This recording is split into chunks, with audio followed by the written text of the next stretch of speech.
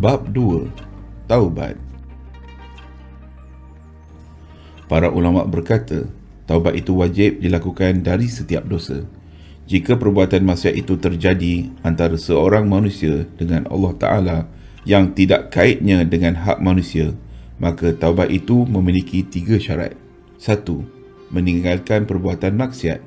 2. Menyesali di atas perbuatan maksiat yang telah dilakukan. 3. Bertekad untuk tidak mengulangi semula maksiat itu. Jika salah satu daripada ketiga-tiga syarat ini tidak dipenuhi, maka taubatnya tidak sah. Jika maksiat itu ada kaitnya dengan manusia, maka syarat taubat itu ada 4, iaitu ketiga-tiga syarat di atas ditambah dengan satu lagi syarat, membebaskan diri dari hak orang lain. Jika hak itu berupa harta atau sejenisnya, maka wajib memulangkan semula harta itu kepadanya. Jika berupa tuduhan berzina atau sejenisnya, maka dia mesti memberi kesempatan kepadanya untuk menghukumnya atau meminta maaf kepadanya.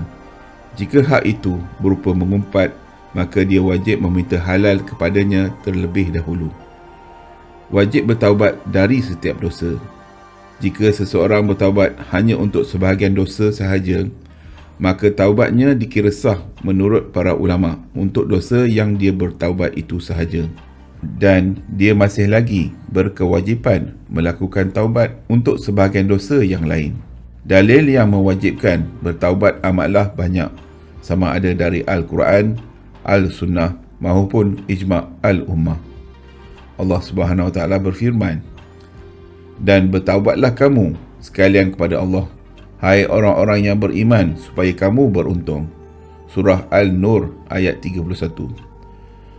Allah Subhanahu Wa Taala berfirman, "Dan hendaklah kamu meminta ampun kepada Tuhanmu dan bertaubat kepadanya." Surah Hud ayat 3. Dan Allah berfirman, "Hai orang-orang yang beriman, bertaubatlah kepada Allah dengan taubat yang semurni-murninya." Surah Al-Tahrim ayat 8. 14. Daripada Abu Hurairah radhiyallahu anhu, beliau berkata, saya pernah mendengar Rasulullah SAW bersabda, "Demi Allah, sesungguhnya aku memohon ampun kepada Allah dan bertaubat kepadanya dalam sehari lebih dari 70 kali." Diriwayatkan oleh Al-Bukhari. 15. Daripada Al-Akhar Ibni Yasir Al-Muzani radhiyallahu anhu, beliau berkata, Rasulullah SAW bersabda, "Hai manusia, bertaubatlah kepada Allah dan pohonlah ampunnya, kerana sesungguhnya aku bertaubat kepadanya dalam satu hari sebanyak 100 kali." Diriwayatkan oleh Muslim. 16. Daripada Abu Hamzah Anas Ibni Malik Al-Ansari, pembantu Rasulullah radhiyallahu anhu, beliau berkata, Rasulullah SAW bersabda, "Sungguh Allah itu lebih bergembira dengan taubat seorang hambanya daripada kegembiraan seorang di antara kamu yang menemui untanya setelah ia hilang di hamparan tanah yang luas tanpa air dan tumbuhan." Muttafaq alaih.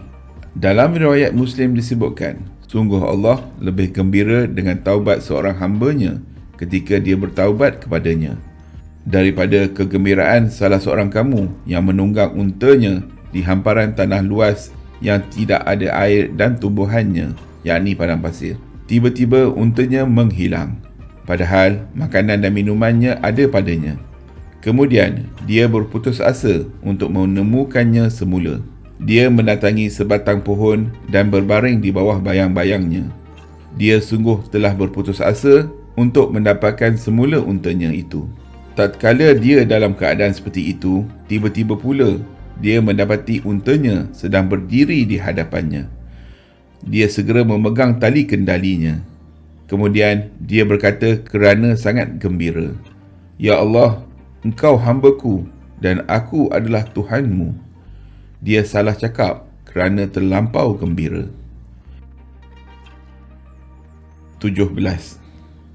Daripada Abu Musa Abdullah Ibni Qais Al-Ashari radhiyallahu anhu, daripada Nabi SAW, baginda bersabda, Sesungguhnya Allah Ta'ala membuka tangannya di malam hari supaya orang yang berbuat dosa di siang hari bertaubat, dan membuka tangannya di siang hari supaya orang yang membuat dosa di malam hari bertaubat, hingga matahari terbit dari tempat ia terbenam. Diriwayatkan oleh Muslim. 18.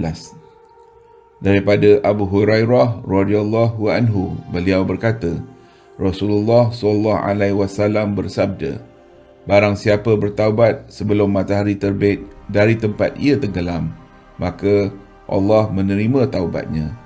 Diriwayatkan oleh Muslim. 19. Daripada Abu Abdurrahman Abdullah ibni Umar ibni Al-Khattab radhiyallahu anhu, daripada Nabi SAW, baginda bersabda, sesungguhnya Allah menerima taubat seorang hamba selagi rohnya belum sampai pada tengkoroknya. Diriwayatkan oleh Al-Tirmizi, beliau berkata, hadis ini hasan. 20. Daripada Zir ibni Hubaishi, beliau berkata, saya pernah mendatangi Safwan ibni Asal radhiyallahu anhu, menanyakan tentang mengusap di atas dua khuf, yakni kasut. Beliau bertanya, apakah yang membuatmu datang kemari, wahai Zir? Saya menjawab, mencari ilmu. Beliau berkata, sesungguhnya para malaikat meletakkan sayap-sayapnya bagi pencari ilmu kerana redha dengan apa yang dia cari.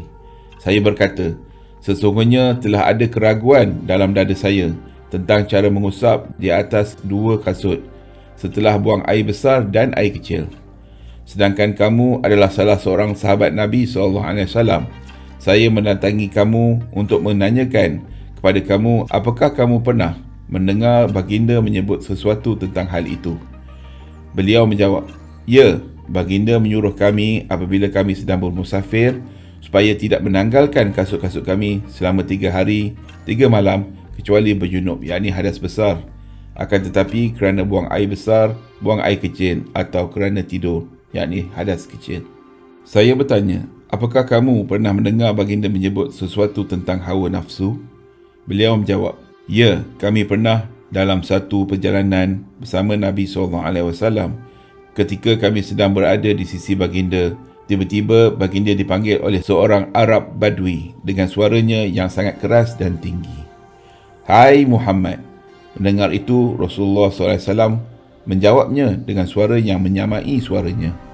Ambillah. Saya berkata kepada Arab Badui itu, Wahab, rendahkan suaramu, kerana kamu sedang di hadapan Nabi SAW dan kamu telah dilarang berbuat seperti ini. Arab Badui itu menjawab, demi Allah, aku tidak akan merendahkan suaraku. Arab Badui itu berkata, orang ini mencintai suatu kaum tetapi belum mampu melakukan amalan seperti yang diamalkan oleh kaum itu. Nabi SAW bersabda, seseorang itu akan bersama orang yang dicintai pada hari kiamat kelak. Baginda terus bercerita kepada kami hingga baginda menyebut satu pintu dari Maghrib yang lebarnya memerlukan masa perjalanan, atau penunggang kenderaan perlu menempuh perjalanan kelebarannya selama 40 tahun atau 70 tahun. Sufyan, salah seorang perawi, berkata, di arah Syam, Allah menciptakannya pada waktu menciptakan langit-langit dan bumi dalam keadaan terbuka untuk taubat, tidak ditutup hinggalah matahari terbit daripadanya. Diriwayatkan oleh Al-Tirmizi dan lain-lain. Beliau berkata, hadis ini hasan sahih. 21.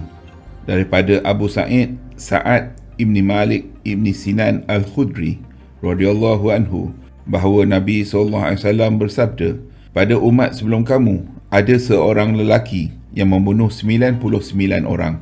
Kemudian dia bertanya tentang orang paling alim di dunia pada masa itu. Dia pun memberitahu kepada seorang pendeta.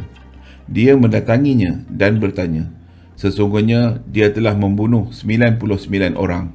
Apakah ada taubat untuknya? Pendeta menjawab, tidak ada. Dia pun segera membunuhnya. Dengan itu, dia telah membunuh genap 100 orang. Kemudian dia bertanya tentang orang yang paling alim di muka bumi ketika itu. Dia pun ditunjukkan kepada seorang alim.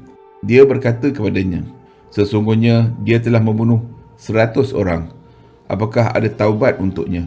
Orang alim itu menjawab, ya, dan siapakah yang menghalangi dirinya untuk bertaubat? Pergilah ke negeri ini dan itu. Sesungguhnya di sana terdapat orang-orang yang beribadah kepada Allah Ta'ala. Beribadahlah kepada Allah bersama mereka. Kamu jangan pulang ke negerimu kerana ia adalah negeri yang dipenuhi kejahatan. Orang itu pun berangkat dan tatkala sampai pada separuh perjalanan, dia dijemput oleh maut. Maka malaikat rahmat dan malaikat azab berebut tentangnya.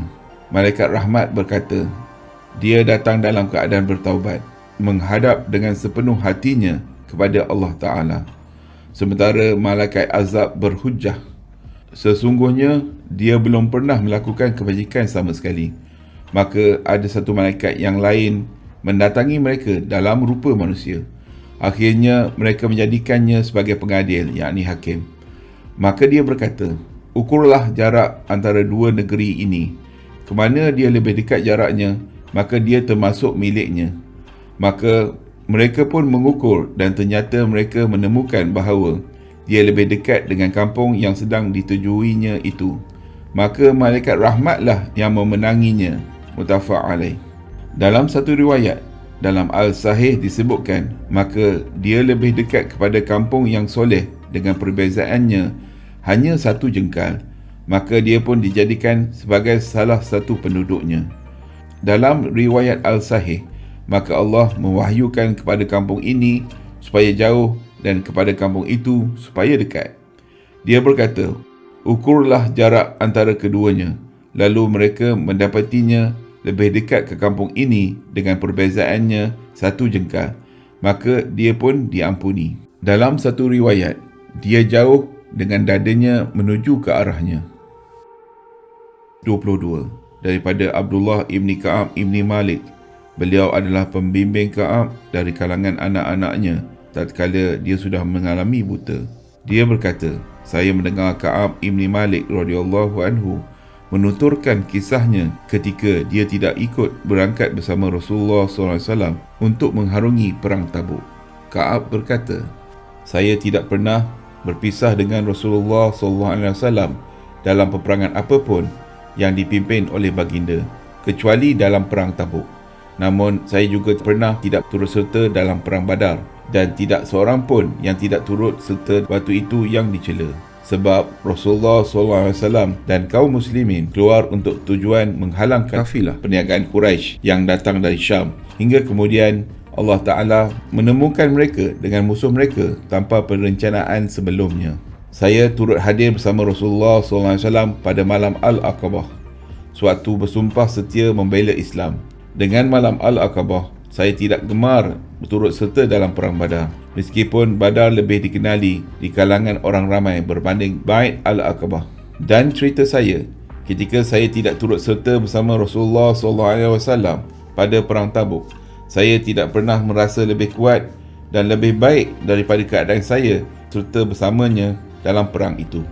Demi Allah, sebelum ini saya tidak pernah memiliki dua kenderaan hingga saya memilikinya pada perang itu. Dan Rasulullah SAW tidak pernah menginginkan peperangan, melainkan baginda menyembunyikan, yakni daerah yang ditujuinya, dengan mengisytiharkan daerah yang lain hingga perang Tabuk itu.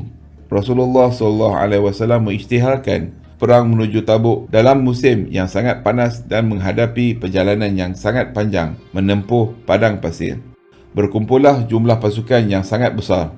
Baginda menjelaskan kepada kaum muslimin tentang urusan mereka yang sangat berat agar mereka bersiap sedia dengan segala bekalan mereka untuk perang ini. Baginda menjelaskan kepada mereka arah mana yang hendak baginda tujui. Orang-orang Islam yang bersama Nabi SAW sangat ramai jumlahnya dan mereka tidak dicatat dalam buku ketenteraan. Ka'ab berkata, jarang orang yang ingin keluar dari sebuah peperangan, melainkan dia menduga bahawa itu tidak akan diketahui selagi tidak ada wahyu dari Allah yang menjelaskannya. Rasulullah SAW berangkat menuju peperangan itu ketika buah-buahan sedang masak dan pohon-pohon menjadi rendang. Saya pun lebih cenderung kepadanya. Rasulullah SAW dan kaum muslimin yang bersamanya sedang berkemas-kemas dan saya pun segera pulang untuk bersiap sedia bersama baginda. Tetapi setelah saya pulang, saya justru tidak melakukan apa-apa. Saya berkata dalam hati, saya mampu untuk itu jika saya mahukannya. Begitulah, keengganan terus ada pada diri saya, sementara orang ramai terus bersiap sedia dengan penuh kesungguhan. Pada pagi hari, Rasulullah SAW dan kaum muslimin yang bersamanya berangkat menuju ke destinasi peperangan. Dan saya belum melakukan persiapan apa-apa. Kemudian saya pergi lalu kembali lagi dan tidak melakukan apa-apa. Hal itu terus berlaku pada diri saya sehingga mereka bergerak cepat dan saya ketinggalan untuk turut serta dalam peperangan. Maka muncul minat dalam diri saya untuk mengejar mereka. Andai saja saya melakukannya ketika itu. Kemudian hal tersebut tidak ditakdirkan untukku. Setiap kali saya keluar di tengah-tengah orang ramai, yakni setelah keberangkatan Rasulullah SAW, saya merasa bersedih kerana saya tidak melihat seorang tauladan untukku, kecuali orang lelaki yang tercela kerana kemunafikannya, atau orang yang diterima uzurnya oleh Allah Subhanahu Wa Taala dari kalangan kaum du'afa. Dan Rasulullah SAW tidak menyebut-nyebut tentang saya hingga baginda tiba di Tabuk. Baginda berkata sambil duduk di tengah pasukan di Tabuk, apa yang sedang dilakukan oleh Ka'ab Ibn Malik? Salah seorang dari Bani Salamah berkata, Ya Rasulullah, dia ditawan oleh pakaian burdahnya dan melihat kepada kedua sisi tubuhnya. Mendengar itu, Muaz Ibn Jabal radhiyallahu anhu mengherdiknya. Sungguh buruk apa yang telah kamu ucapkan. Demi Allah, ya Rasulullah, kami tidak mengenali apa yang ada padanya melainkan kebaikan. Maka Rasulullah SAW pun diam. Tatkala baginda dalam keadaan itu, tiba-tiba baginda melihat di kejauhan seorang lelaki mengenakan pakaian putih berjalan dalam fata morgana. Rasulullah SAW bersabda, jadilah kamu itu Abu Qaisamah. Ternyata benar dia adalah Abu Qaisamah Al-Ansari, seorang yang bersedekah dengan satu syak kurma ketika dicela oleh orang-orang munafik. Ka'ab berkata, tatkala saya mendengar Rasulullah SAW telah menuju Madinah pulang dari Tabuk, kesedihanku datang lagi. Saya mula mengingatkan dusta. Dengan cara apa saya harus menyelamatkan diri dari kemukaannya esok hari. Untuk itu, saya meminta bantuan kepada semua orang yang berfikiran cemerlang dari keluargaku. Tatkala diberitahu bahawa Rasulullah SAW telah hampir memasuki Madinah, hilanglah dari diriku fikiran yang batil sehingga saya benar-benar mengetahui bahawa saya tidak akan selamat daripadanya dengan cara apa jua sekalipun selamanya. Saya bertekad untuk berbuat jujur kepadanya. Rasulullah SAW masuk ke Madinah pada keesokan harinya. Dan kebiasaannya, apabila pulang dari perjalanan, baginda memasuki masjid terlebih dahulu, melakukan solat 2 rakaat, kemudian duduk menghadap orang ramai. Ketika Rasulullah SAW melakukan yang demikian itu, maka orang-orang yang tidak turut serta berperang hadir untuk mengajukan uzurnya dan bersumpah di hadapan baginda. Mereka berjumlah 80 orang lebih. Maka beliau menerima zahir uzur mereka, membaiat mereka dan memohonkan ampunan untuk mereka serta menyerahkan rahsia mereka kepada Allah Subhanahu Wa Taala. Hingga saya datang. Tatkala saya mengucapkan salam, baginda tersenyum dengan senyuman orang yang marah. Kemudian baginda berkata, "Kemarilah." Saya datang dengan berjalan hingga saya duduk di hadapan baginda. Baginda berkata, "Apa yang membuatmu tidak turut serta dalam peperangan ini? Bukankah kamu telah membeli tungganganmu?" Ka'ab berkata, saya berkata, "Ya Rasulullah, sesungguhnya saya demi Allah, seandainya saya duduk di hadapan orang selain Tuan dari penduduk dunia, pasti saya yakin bahawa saya akan selamat dari murkanya dengan satu alasan. Kerana saya telah diberikan kelebihan dan kemampuan untuk berdebat. Akan tetapi demi Allah, saya benar-benar telah mengetahui bahawa jika hari ini saya menceritakan kepada Tuan cerita dusta dan dengannya Tuan dapat merelakan saya, tentu tidak lama Allah pasti menjadikan Tuan murka kepada saya. Apabila saya menceritakan kepada Tuan dengan cerita benar, pasti Tuan murka kepada saya kerananya. Sesungguhnya dengan kejujuran itu saya mengharap akibat yang baik dari Allah Subhanahu Wa Taala. Demi Allah, saya tidak memiliki apa-apa uzur. Demi Allah, saya merasa tidak pernah sekuat dan sekaya daripada ketika saya tidak ikut perang Tabuk bersama Tuan. Maka Rasulullah SAW berkomentar, orang ini benar. Berdirilah hingga Allah memutuskan perkaramu. Beberapa orang dari Bani Salamah berjalan mengikutiku. Mereka berkata kepada saya, demi Allah, kami tidak pernah mendapatimu berbuat dosa sebelum ini. Ternyata engkau tidak berani mengajukan uzur kepada Rasulullah SAW seperti uzur yang diajukan oleh orang-orang munafik itu. Padahal cukuplah bagi dosamu istighfar Rasulullah SAW untukmu. Dia Ka'ab berkata, mereka terus menyalahkanku hingga aku ingin kembali kepada Rasulullah SAW untuk mendustakan diriku. Kemudian saya katakan kepada mereka, apakah ada orang yang mengalami seperti ini bersamaku? Mereka menjawab, ya, ada 2 orang yang telah menemui baginda. Mereka mengatakan sama persis dengan apa yang kamu katakan dan dijawab dengan jawapan yang diberikan kepadamu. Saya bertanya, siapa mereka? Mereka menjawab, Murarah ibni Rabiah al-Amri dan Hilal ibni Umayyah al-Waqifi. Dia berkata, ternyata mereka menyebutkan 2 orang soleh yang telah ikut perang Badar dan pada diri mereka ada ketauladanan. Dia berkata, maka saya tetap jalan ketika mereka menyebut 2 orang itu untukku. Rasulullah SAW melarang berbicara dengan kami bertiga dari sekian ramai orang yang tidak turut serta dalam perang Tabuk. Maka orang ramai pun menjauhi kami, atau dia berkata, mereka berubah sikap kepada kami hingga berubah pula bumi ini dalam diriku. Bumi ini bukan lagi bumi yang pernah saya kenal. Suasana menyesakkan seperti itu kami alami selama 50 malam. 2 orang sahabatku yang lain merasa hina dan berdiam diri di dalam rumahnya sambil menangis. Saya adalah orang yang paling muda dan yang paling kuat di antara mereka. Saya keluar rumah menghadiri solat berjamaah bersama kaum muslimin dan berjalan di pasar. Namun tidak seorang pun yang sudi berbicara dengan saya. Saya mendatangi Rasulullah SAW dan mengucapkan salam untuknya ketika baginda di dalam majlisnya setelah mengerjakan solat. Saya berkata dalam hati, apakah baginda menggerakkan kedua bibirnya untuk menjawab salamku atau tidak? Kemudian saya mengerjakan solat berhampiran baginda dan saya mencuri pandang kepada baginda. Apabila saya sudah memasuki solat, baginda memandang ke arah saya. Apabila saya menoleh ke arahnya, baginda memalingkan mukanya daripada diri saya. Hingga ketika tidak bertegur sapa kaum muslimin terhadap saya terasa begitu lama. Saya berjalan hingga saya menaiki pagar Abu Qatadah. Dia adalah anak lelaki bapa saudara saya dan orang yang paling saya cintai. Saya mengucapkan salam kepadanya. Demi Allah, dia tidak menjawab salam saya. Saya berkata kepadanya, hai Abu Qatadah, saya memohon kepadamu, demi Allah, apakah engkau mengetahui bahawa saya mencintai Allah dan Rasulnya? Ternyata dia diam. Lalu saya ulangi dan saya memohon dengan bersumpah kepada Allah. Namun dia tetap berdiam. Kemudian saya ulangi sekali lagi. Saya memohon dengan bersumpah kepada Allah. Maka dia berkata, Allah dan Rasulnya lebih mengetahui.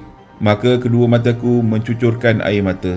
Saya pun segera pulang pergi sehingga saya melepasi pagar. Tatkala saya berjalan di pasar Madinah, tiba-tiba seorang peladang dari peladang penduduk Syam yang datang untuk menjual makanan di Madinah berkata, siapa yang dapat menunjukkan kepada Ka'ab ibn Malik? Orang ramai terus menunjukkannya ke arah saya hingga dia mendatangiku lalu menyerahkan kepadaku sepucuk surat dari Raja Ghassan, dan saya adalah orang yang pandai menulis. Saya baca surat itu. Ternyata isinya, Amma ba'du, sesungguhnya telah sampai kepada kami bahawa sahabatmu telah bersikap keras padamu. Allah tidak akan menjadikanmu berada di negeri hina ini juga tidak sia-sia. Maka bergabunglah bersama kami. Kami akan menghormatimu. Ketika saya membacanya, saya berkata, ini juga sebahagian dari cubaan.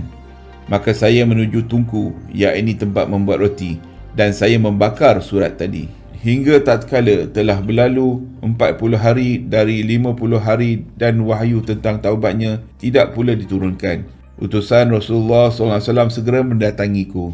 Dia berkata, sesungguhnya Rasulullah SAW memerintahkanmu agar kamu menjauhi isterimu. Saya bertanya, apakah saya mesti menceraikannya atau apa yang mesti saya lakukan? Dia berkata, tidak, tapi jauhi dia dan janganlah kamu mendekatinya. Baginda mengutuskan kepada kedua-dua sahabatku dengan hal serupa. Saya katakan kepada isteriku, pulanglah ke rumah keluargamu. Tinggallah bersama mereka hingga Allah memutuskan dalam perkara ini. Maka isteri Hilal ibni Umayyah mendatangi Rasulullah SAW dan berkata kepada baginda, wahai Rasulullah, sesungguhnya Hilal ibni Umayyah adalah orang tua yang tiap hari dia tidak memiliki pembantu. Apakah Tuan tidak menyukai apabila saya melayaninya? Baginda menjawab, tidak, tetapi jangan sampai dia mendekatimu. Maka dia berkata, demi Allah, sesungguhnya tidak ada lagi padanya keinginan untuk berbuat apa pun. Demi Allah, dia terus menangis sejak hari itu hingga hari ini. Sebahagian keluargaku berkata kepadaku, seandainya engkau juga meminta izin kepada Rasulullah SAW tentang isterimu, kerana baginda telah memberi izin kepada isteri Hilal ibni Umayyah untuk melayaninya. Saya katakan, saya tidak akan meminta izin kepada Rasulullah SAW mengenai masalah ini. Siapa yang tahu apa yang akan dikatakan oleh Rasulullah jika saya meminta izin tentang isteriku, kerana saya adalah lelaki yang masih muda. Saya tetap seperti itu selama 10 malam. Maka genaplah bagi kami 50 malam sejak dilarang berbicara dengan kami. Kemudian saya mengerjakan solat subuh pada pagi hari yang ke-50 di atas atap salah satu rumah kami. Ketika saya sedang duduk dalam keadaan yang telah disebutkan oleh Allah tentang kami, jiwa saya telah terasa sempit dan bumi pun menjadi sempit bagi saya. Padahal bumi itu luas. Saya mendengar suara orang yang berteriak keras yang telah naik di atas gunung Sal. Dia berteriak dengan suara yang paling tinggi, wahai Ka'ab ibn Malik, bergembiralah. Maka saya langsung tersungkur sujud dan saya tahu bahawa kegembiraan kali ini pasti telah datang. Maka Rasulullah SAW mengumumkan bahawa Allah SWT telah menerima taubat ke atas kami ketika baginda selesai mengerjakan solat subuh. Maka orang ramai pun datang memberikan khabar gembira kepada kami. Kepada kedua sahabatku pun telah ada orang-orang yang memberikan khabar gembira. Ada seseorang yang menunggang kuda dengan laju menujuku, dan ada lagi yang lari dari Bani Aslam menujuku. Dia naik ke atas gunung, dan adalah suara itu lebih cepat daripada kuda. Tatkala telah datang orang yang saya dengar suaranya telah memberikan khabar gembira kepada saya langsung melepaskan dua pakaianku untuknya. Saya pakaikan keduanya kepadanya sebagai balasan atas khabar gembiranya. Demi Allah, saya tidak memiliki selain keduanya pada hari itu, dan saya meminjam dua pakaian untuk saya pakai. Saya berangkat menuju Rasulullah SAW, sementara orang ramai secara berbondong-bondong menemui saya. Mereka mengucapkan tahniah kerana Allah telah menerima taubat untukku. Mereka mengucapkan, semoga taubat Allah ke atasmu membuatmu untuk bahagia. Hingga saya masuk masjid, ternyata Rasulullah SAW sedang duduk dikerumuni oleh orang ramai. Maka Talha ibni Ubaidillah radhiyallahu anhu segera berdiri dan berlari-lari menghampiriku untuk bersalaman denganku dan mengucapkan tahniah kepadaku. Demi Allah, tidak ada orang Ansar yang berdiri selainnya. Ka'ab tidak pernah melupakan Talha sejak hari itu. Ka'ab berkata, maka ketika saya mengucapkan salam kepada Rasulullah SAW, baginda bersabda seraya wajahnya berseri-seri kerana gembira, bergembiralah dengan hari terbaik yang pernah melewati hidupmu sejak kamu dilahirkan oleh ibumu. Saya bertanya, apakah itu datang dari sisi Tuan ya Rasulullah atau dari Allah? Baginda menjawab, tidak, bahkan itu datang dari Allah Subhanahu Wa Taala. Adalah Rasulullah SAW apabila bergembira, wajahnya bersinar seolah-olah wajah baginda ibarat rembulan purnama. Tatkala saya duduk di hadapannya, saya berkata, wahai Rasulullah, sesungguhnya di antara taubat saya adalah saya akan mengeluarkan sebahagian harta saya sebagai sedekah kepada Allah dan Rasulnya. Mendengar itu, Rasulullah SAW bersabda, tahanlah sebahagian hartamu dan itu lebih baik untukmu. Saya berkata, sesungguhnya saya menahan bahagian saya yang ada di Khaybar. Dan saya katakan, ya Rasulullah, sesungguhnya Allah Ta'ala menyelamatkan saya kerana kejujuran saya. Dan di antara kesempurnaan taubat saya bahawa saya tidak akan berbicara melainkan yang benar selagi saya masih hidup. Demi Allah, saya tidak mengetahui seorang pun dari kaum muslimin yang diberi nikmat oleh Allah dalam kejujuran perkataan sejak saya dikatakan hal itu kepada Rasulullah SAW, yang lebih baik daripada apa yang telah dianugerahkan oleh Allah kepadaku. Demi Allah, saya tidak pernah sengaja satu kali berdusta sejak hal tersebut. Saya katakan kepada Rasulullah SAW hingga ke hari ini, sesungguhnya saya berharap kepada Allah semoga sentiasa memelihara saya untuk mengharungi saki baki hidup saya ini. Ka'ab berkata, maka Allah SWT menurunkan, sesungguhnya Allah telah menerima taubat Nabi, orang-orang Muhajirin dan orang-orang Ansar yang mengikuti Nabi ketika di dalam masa kesulitan. Surah Al-Taubah ayat 117.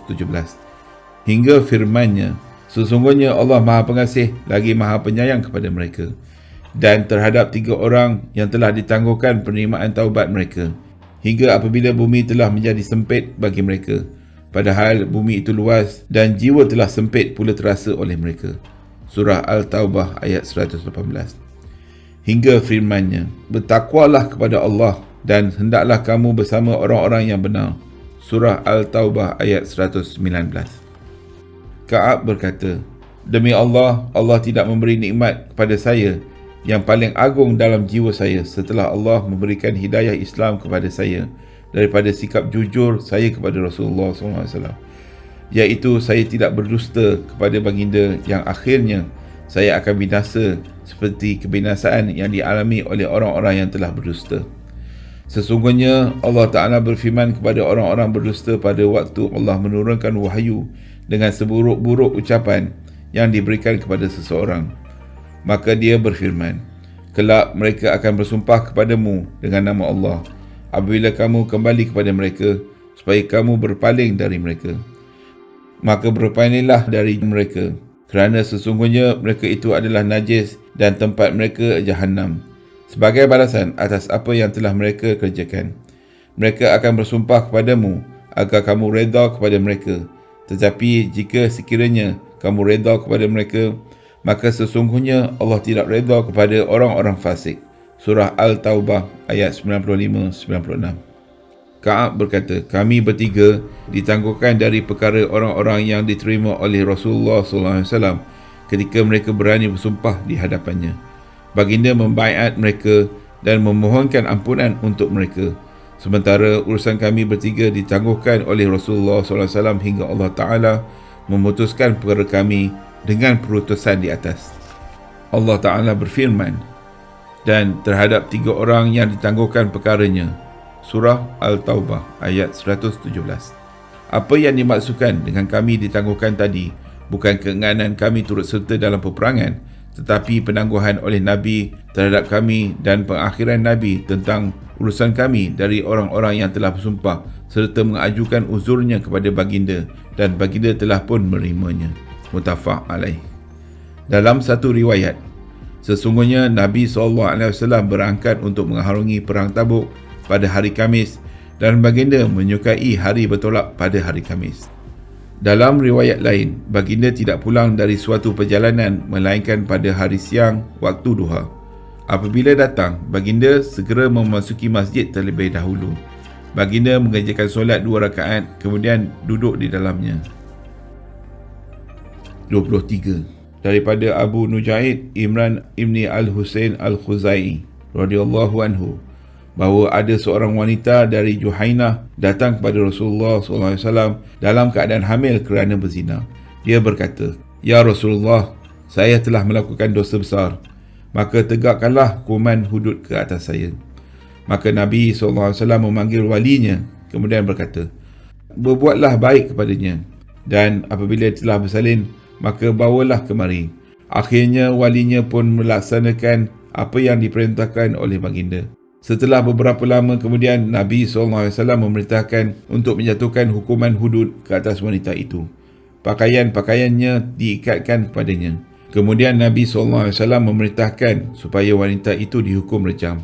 Kemudian Nabi SAW mengerjakan solat jenazah ke atasnya.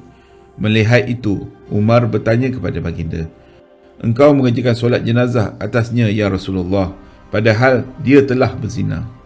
Baginda bersabda, dia telah benar-benar bertaubat dengan sebuah taubat yang seandainya dibahagikan kepada 70 penduduk Madinah, tentu sudah mencukupi buat mereka. Apakah engkau mengetahui sesuatu yang lebih utama daripada sikapnya yang telah menyerahkan dirinya kepada Allah Subhanahu Wa Taala?